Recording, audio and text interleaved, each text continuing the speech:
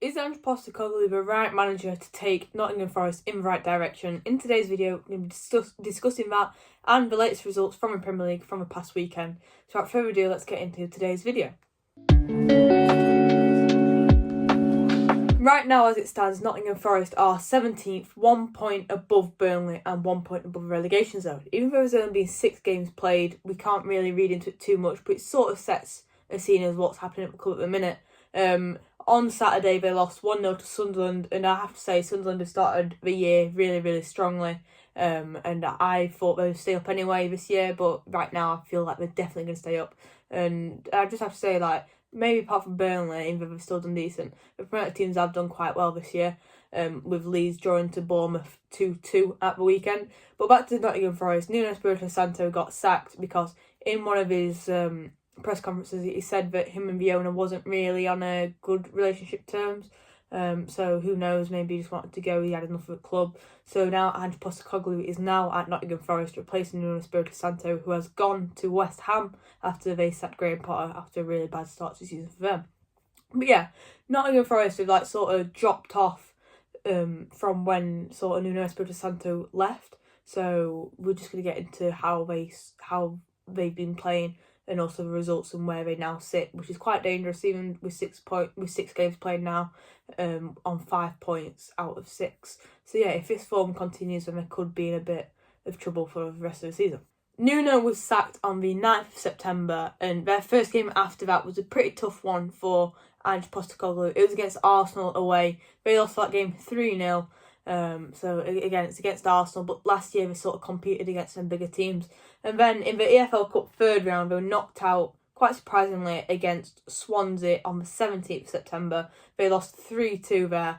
And to be fair, Swansea, they also went 2-0 down Swansea, so they conceded 3 goals in the second half and 2 goals inside 4 minutes from 93rd minute to 97th minute. So yeah, Swansea, they won that, fair play to them. But again, you don't really expect Nottingham Forest to be going out in the third round of the EFL Cup. And after that, on the 20th of September, they drew 1-1 to Burnley. And again, Burnley, promoted team, Nottingham Forest scored inside the 2nd minute, and Burnley then equalised in the 20th minute. Nottingham Forest had 17 shots on there, most of the possession, and they completed 628 passes. But again, now in Premier League, this is what I don't get, is where if you're drawing, teams don't really go and push on and try and get that winner.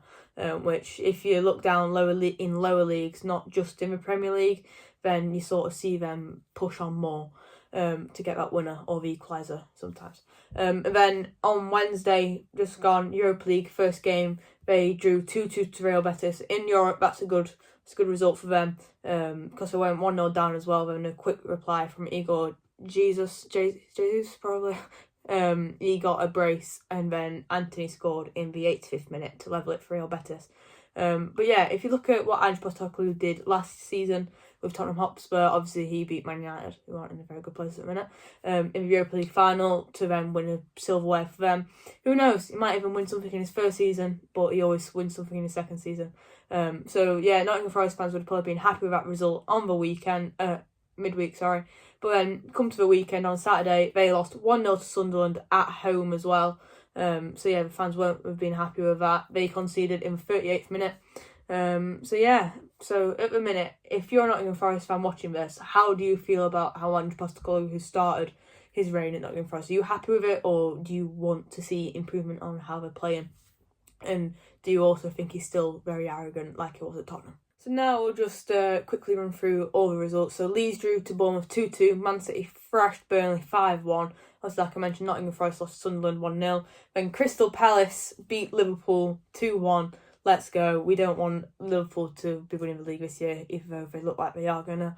Wolves drew to Tottenham 1-1. Newcastle, again, they got unlucky with a last-minute winner from an Arsenal corner. The only goals they scored is from corners. Then Aston Villa beat Fulham 3-1. Man United, let's not talk about them. 3-1 against Brentford. At least Seshko scored, but still he's had little to no impact at his time in the club so far. But again, Ruben Amorim, he needs to sort his ideas out, otherwise he's going to get shown the door and go. But then if you look at it, I feel like then would have been the perfect time to sort of get rid of him, because Nuno was out of business and out of a job.